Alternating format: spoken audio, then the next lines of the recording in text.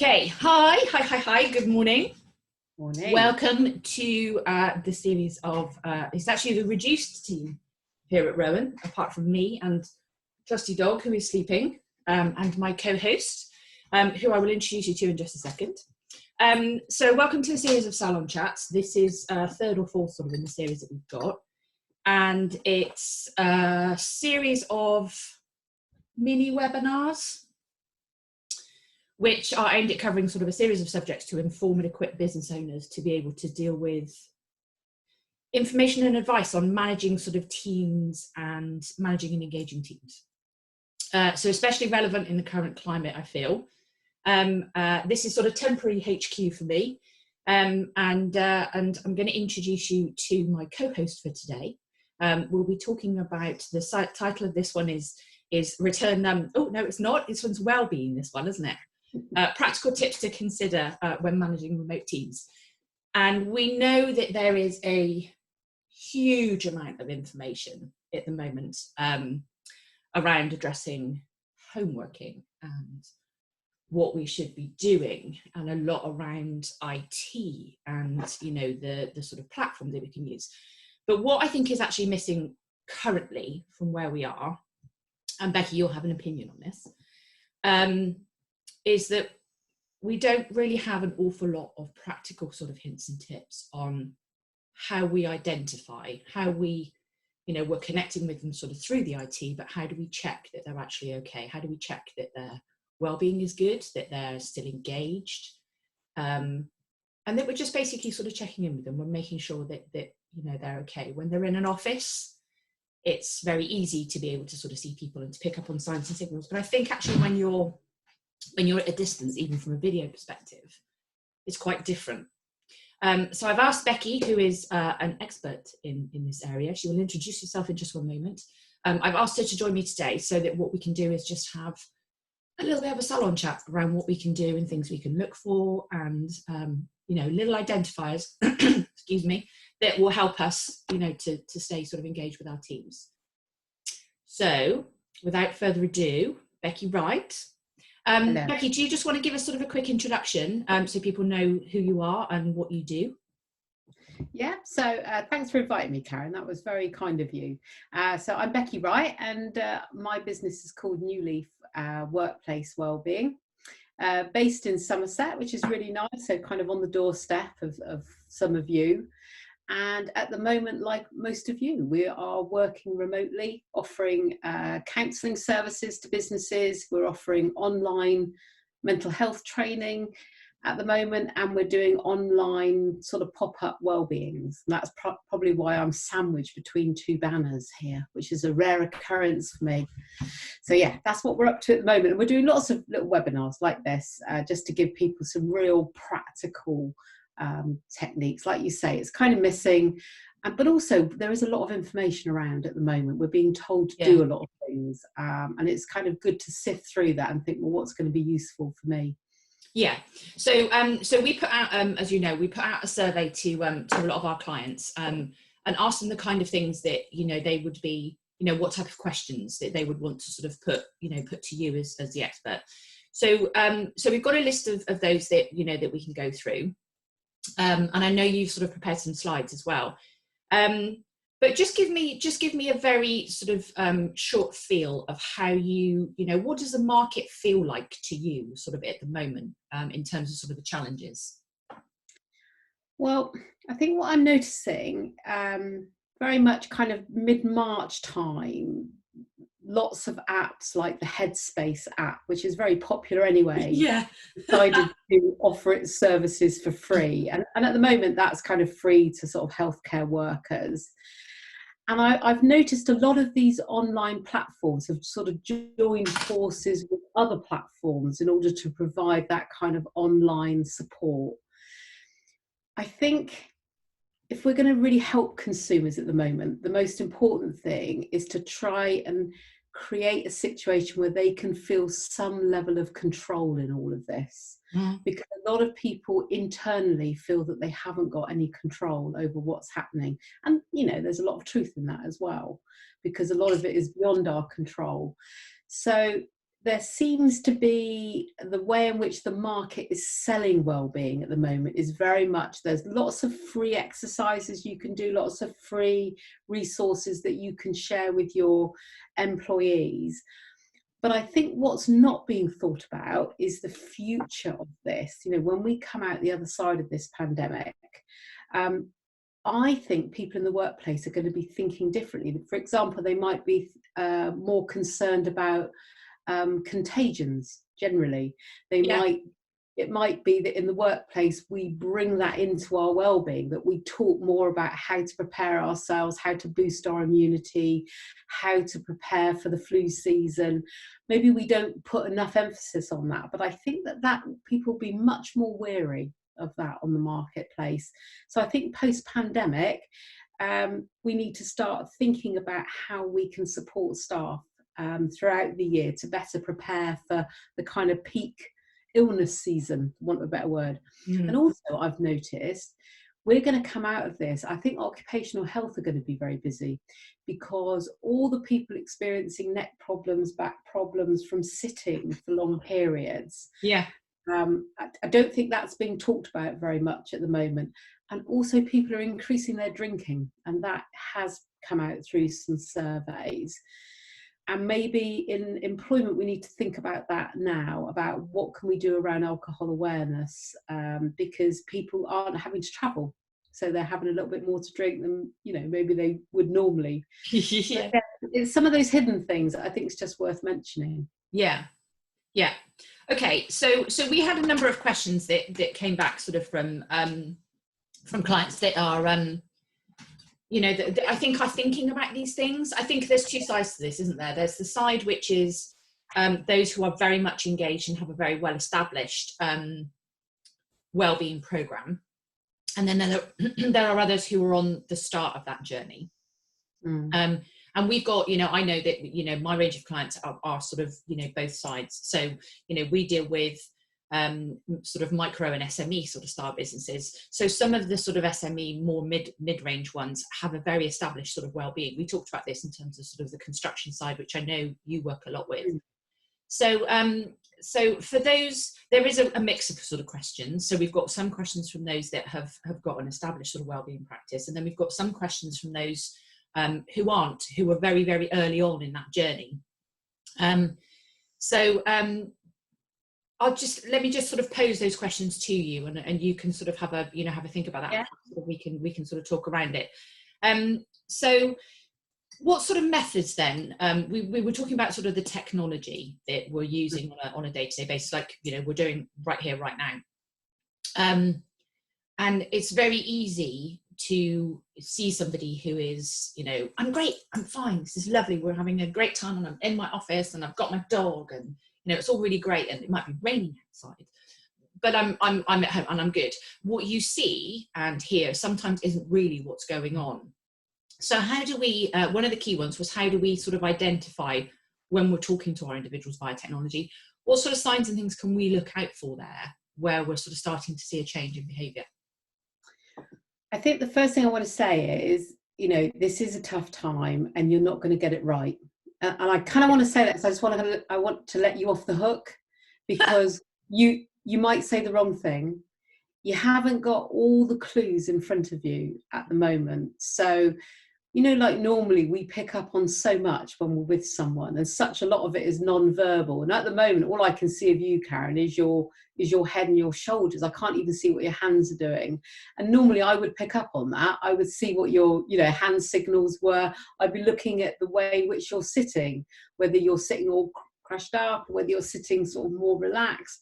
So we're probably going to get some of this wrong, is the first thing I want to say. And also, we can't wait for people to tell us that they're not okay. Yeah. Because, you know, some of your employees, like us in HR and working in wellbeing, you know, we might be putting on a brave face. It might be that we're putting on that brave face because your partner's actually sitting behind you, or your children are around, and you don't want them to get any signs that you're not okay. So, you know, we're kind of sitting in people's bedrooms at the moment, and we're in the most intimate part of some of their homes. So you're not going to always tell. And I think we might feel a huge responsibility. Okay, so we've got a duty of care to people who are working remotely.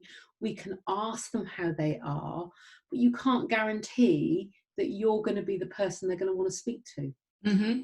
You're the right person. You know, maybe they don't have that relationship with you normally, and suddenly you're talking to them and they're in their home and you're asking them a really, really personal question. It might be too much, might be overwhelming. But I've certainly put together some thoughts on what I would start to look out for, because you haven't got all those signs. Yeah. What to look out for. So I'm just going to share my screen if that's okay. Yeah.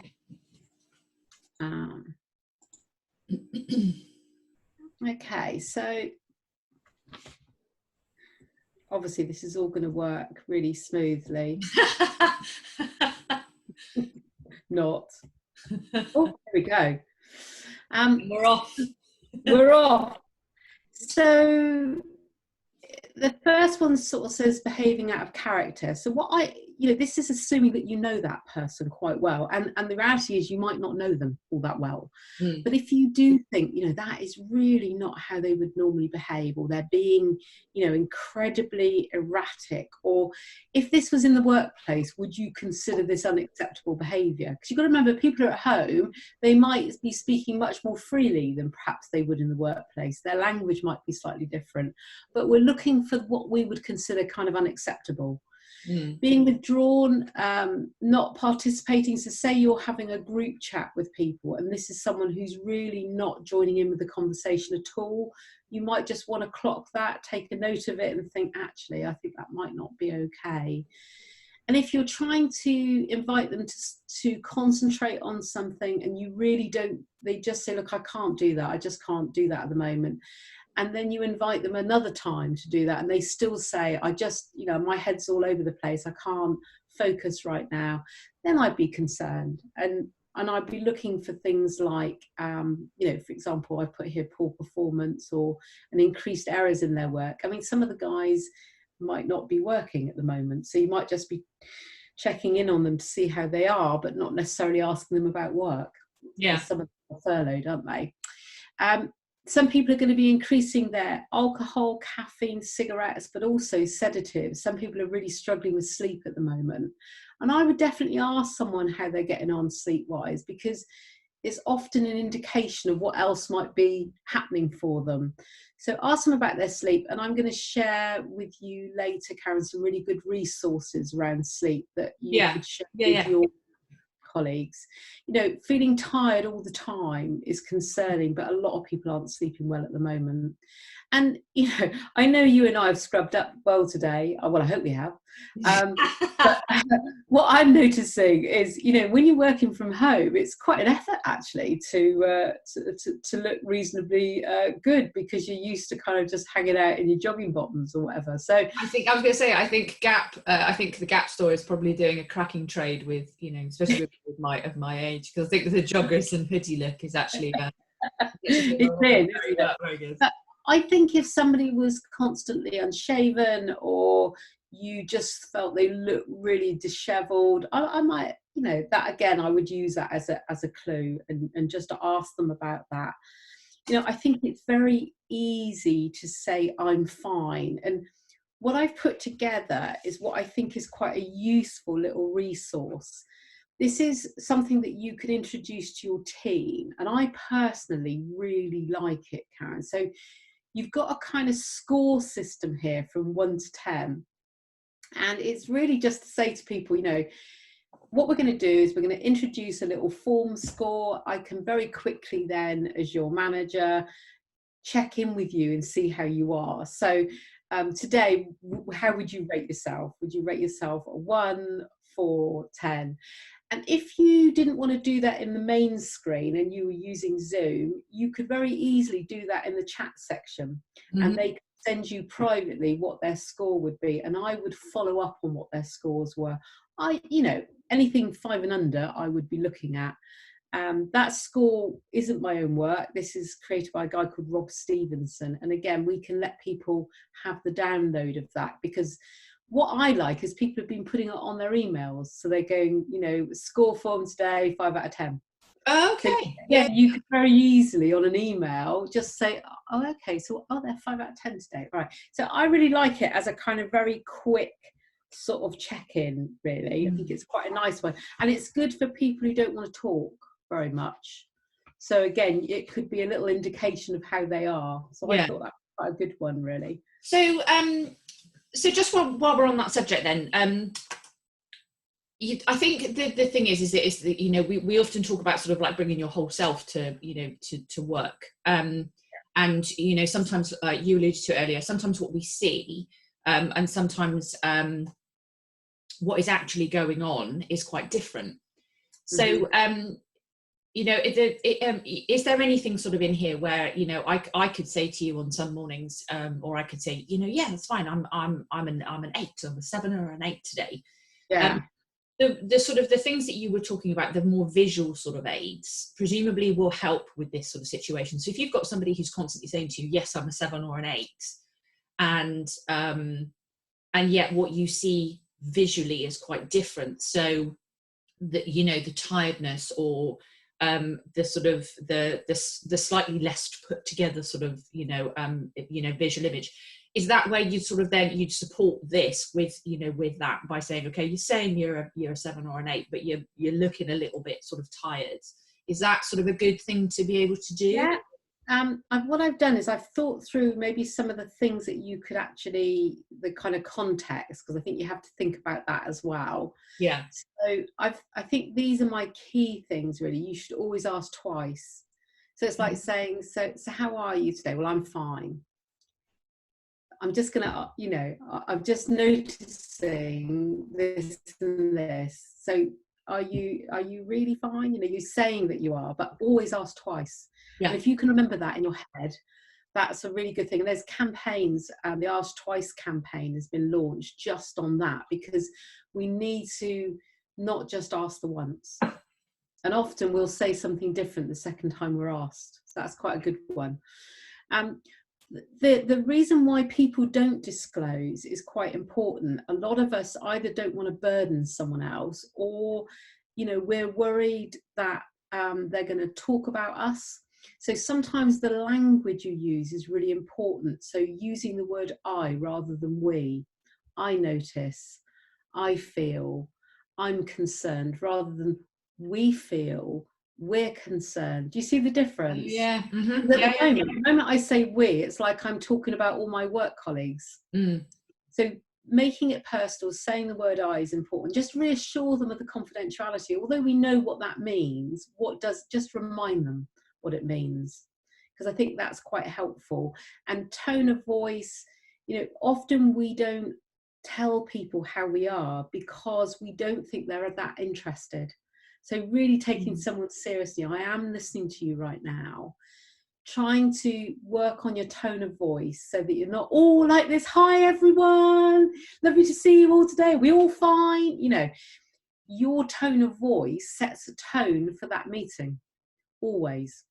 So just being very sincere, giving people time to answer, that would be really important. I count to 3 in my head when I'm waiting for an answer before I then ask something else, because otherwise you'll fill the space with your own anxiety, if that makes sense. Yeah. So actively listening, you know, don't try and fix them. And a simple, you know, that sounds quite difficult for you, or that must be quite difficult for you at the moment. That's just really, really simple. It kind of really shows that you care about that person. I think that's a really important one. And remind them, if they don't want to talk with you right now, you are there for them. Or, you know, they might want to think about using a mental health first aider. Quite a lot of businesses now have got mental health first aiders, and it might be they don't want to talk to you, but they might like to talk to someone else. And I thought these were quite good questions, really, that I would ask. So, you know, what does it feel like for you at the moment? You know, I don't know what it's like for you. What is it like for you at the moment? Give them time to answer that. What kind of thoughts are you having? How do you feel I could help you right now? You know what, this is what you said, Karen. You know, you say you're fine, but I'm concerned. I'm noticing ... Say I notice rather than we notice again. So I notice, and just reassure them that you are there to help them. My concern would be if that person is really losing their sense of the reality. So say they are seeing things that aren't there, or they are having a distortion, they're smelling things, but there's nothing there for them to smell. So that distortion psychologically would really concern me, and I would try and encourage them to see someone from occupational health, or if it's a very small business, they really need to be sort of seeking support from their GP. So that would be quite important. I've just come up with a little list, and I won't take long, I promise. Just that sort of signposting, really. Yeah. So some of your businesses, I'm guessing, have got their employee assistance program. They might not have that. We certainly offer a pay-as-you-go counselling service, which can be offered online, which is confidential. So businesses kind of can buy us in to do like 4 or 6 sessions with someone. Yeah. And we've got your details on that, haven't we? So that we can send that to everybody afterwards. Great. Yeah. Okay. Definitely. And Mindline have been funded quite extensively in Somerset to provide additional support around this time. So that's their phone number. I know you're going to be sharing these slides. But also a really good one is the Every Mind Matters campaign, which kind of gets forgotten, but it is a very, very good online resource. And on there, they have a section of apps to help people sleep, to look after their body, to reduce their alcohol intake. I think it's a particularly good resource that we ought to be putting into our emails. Just, Every Mind Matters, this can help you with your mental health and well-being, and just put a little link in your emails, add it right now. I think that would be a really good addition to have. And I've mentioned the construction industry helpline because I know some of your businesses that will be listening in are from the construction industry. That helpline is also able to help people financially who work in the construction industry, as well as offer that kind of emotional support. And they do a very good free app, which people can download. So I really hope that's kind of helpful in terms of signposting, because you're not going to be able to help people with everything. Lots of and I think that's the thing, isn't it? I think, for me, these salon shots are all about having, just having some sort of, for a start, the reassurance that we don't know the answers to some of these questions. We're all learning together. We're expecting a lot from our managers and leaders right now. Some of which will be experienced and it will come naturally to, and others who it won't. So I think everybody is being tested right now. So the reason behind these is to be able to sort of help organizations to, or to sort of equip business owners with sort of the helpful advice around what we need to do. We're not expecting anybody to become, a mental health, expert overnight. It's not their job, but what we want to be able to do is say to them, consider these things, which is exactly what you've done. So thanks for that. That's all right. I just hope that's kind of useful, but I do think it's important that we ask the question. A lot of us don't ask because we fear that we're going to get it wrong. I would ask. If you think about when you've had a really bad time in your life, people don't know what to say quite often when all of that is going on. But the fact that they say, look, I don't really know what to say to you right now, but I just want you to know that I'm here, actually means a huge amount.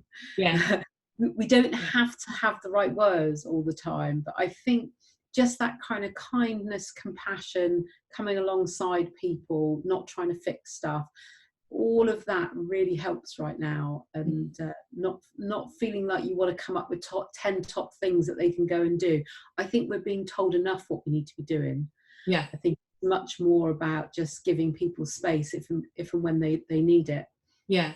So we always ask our guest speakers, and you have given us a lot of information, but we always ask the guest speakers, if you had to give a business owner or a manager leader 2 tips right now that they could go away and that they could use, so takeaways that they could use tomorrow to try, what sort of things would you advise that they do? Just sort of 2 things.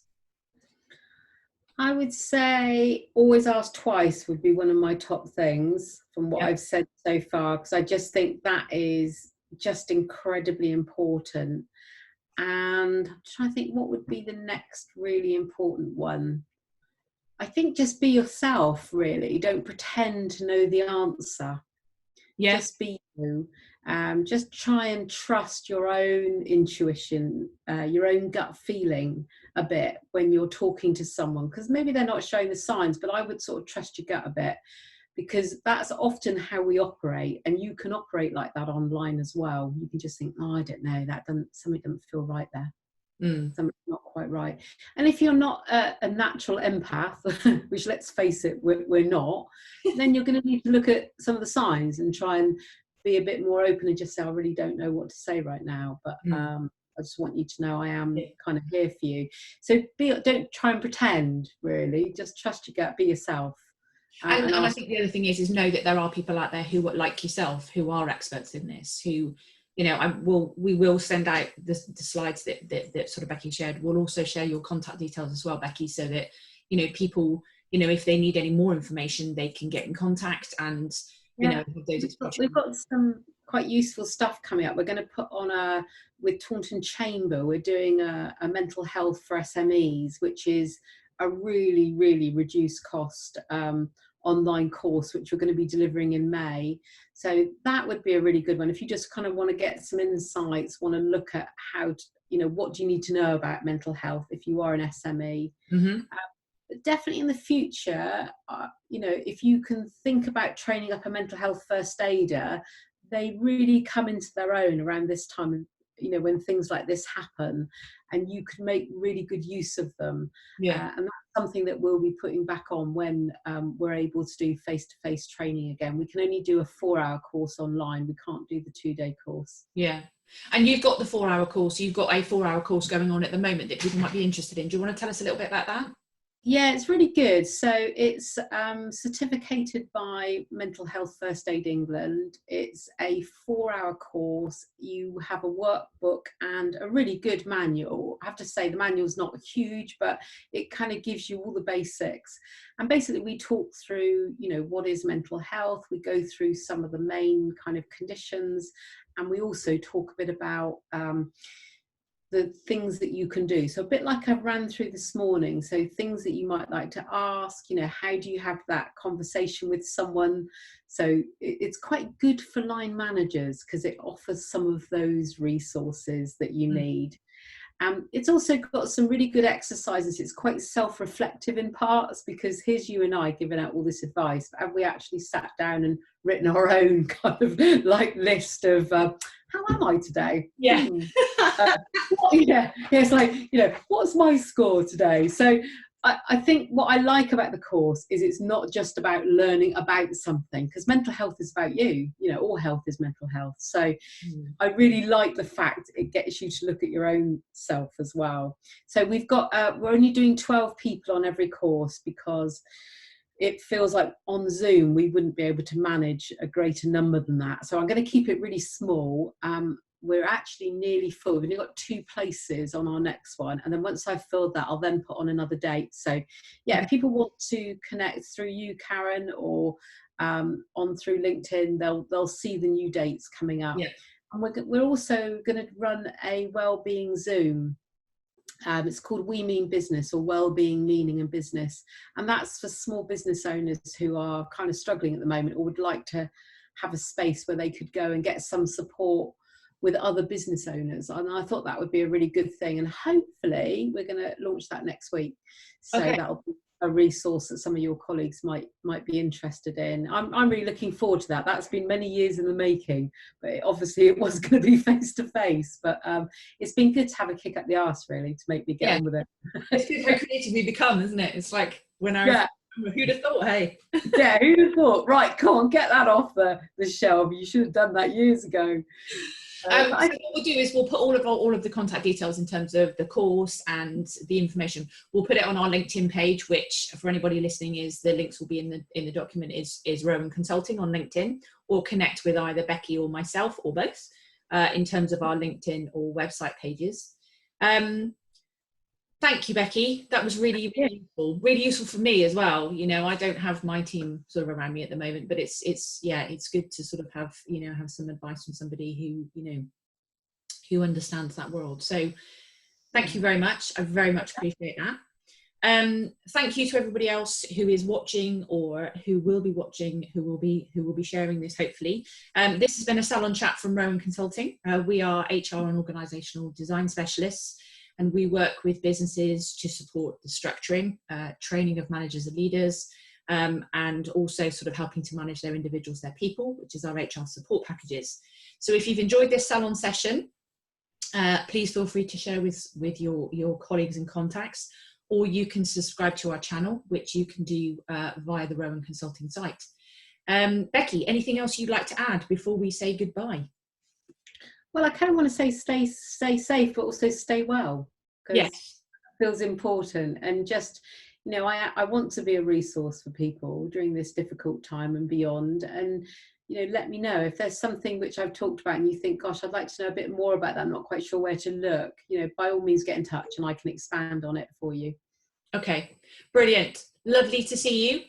We will see you on the other side of this. I will take your advice. Stay well. Hope everybody else stays well as well. And yeah, we'll see you on the other side. Thank you very much. Pleasure. Bye. Thank you. Bye-bye.